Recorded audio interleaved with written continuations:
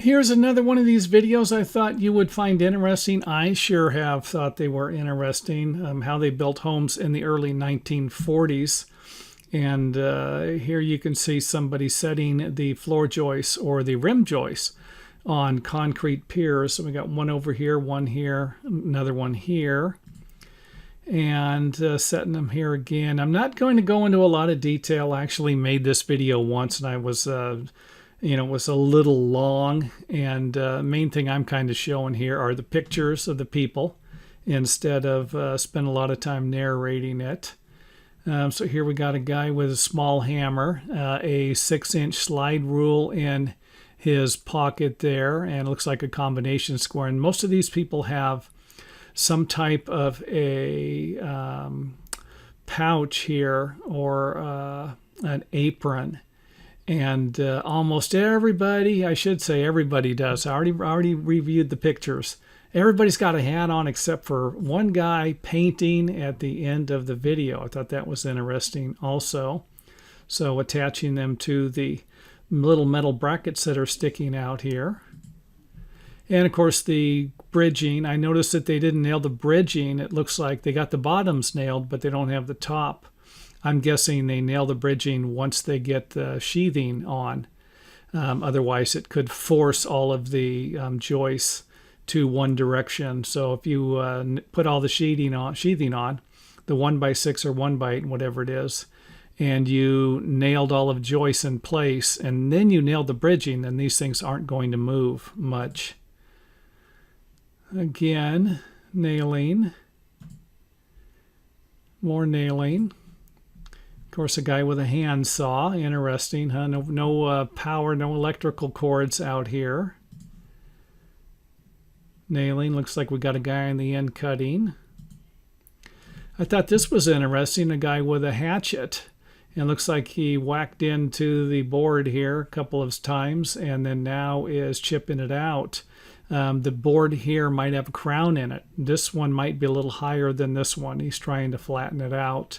And later on we'll see someone using a hand plane instead of the hatchet there. Nailing. Standing up the first wall. And you can see here all the walls, prefab walls at the end. And then we have the gable ends on the truck also. And kind of neat. You can just back the truck up to the floor and then just pull everything off that you need. Putting another wall together here. Sliding one off of the truck.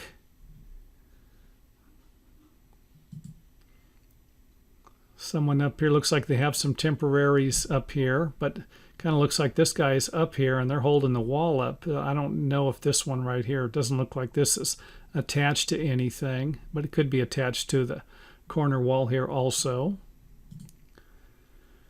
Another view there. Guy checking out the camera over here. Another guy with a pipe in his mouth. You wouldn't really think that would be cigarettes maybe, but come on, a pipe? I guess, and he's on top of the wall. I'd imagine him being on the ground somewhere smoking his pipe. Putting the corner together.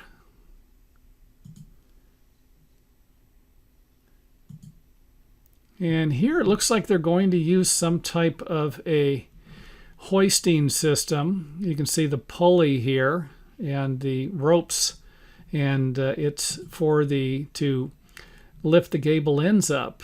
So sometimes it's better to, or easier to build this stuff in place than it is to set everything up, prefab it, and then pull it into, lift it up into place.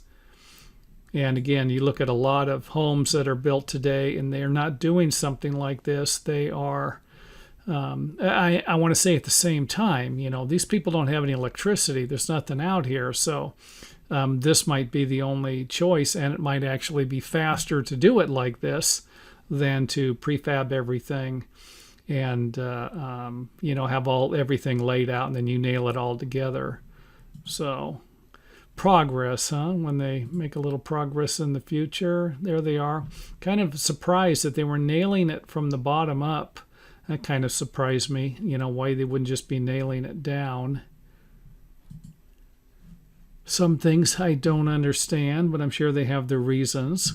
And of course you can see that here we have building paper on this side, but no building paper up here. I don't really know the reasoning behind that. And of course a big gable vent. And then this gable's already set, and they haven't put the rafters in. Looks like they put the walls in, then the gable end, and then they put the rafters in.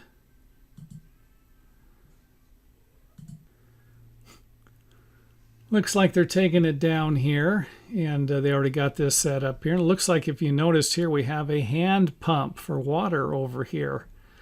So it kind of dates the period of time. Another view of it there. Somebody looks like they're getting water, and this guy's thirsty, heading over to the water.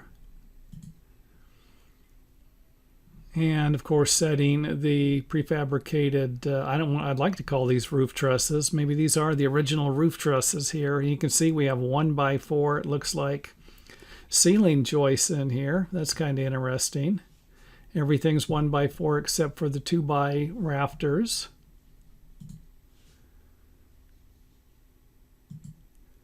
Now they're shingling it, and I don't have pictures, These are the only pictures I found. I kind of put them in order. I didn't have it would have been neat to have pictures of the foundation, how it was built, more pictures of it. But this was all I found. Another guy with a block plane here, trimming the corners, I would imagine. And here's the only guy I found without a hat. He's the painter, so I don't know what the deal is there. He's not in the shade, it doesn't look like. Shade's on the other side. Back to the shinglers, and of course here's their hats. Everybody here has a different hat on. Wood shingles, of course. And I noticed here, you're kind of probably looking like this is a ladder. There's actually a ladder over here, and I'm sure they use this as a ladder. But you'll see here in a couple of pictures, something like this is usually used for scaffolding. And here you can see it over here.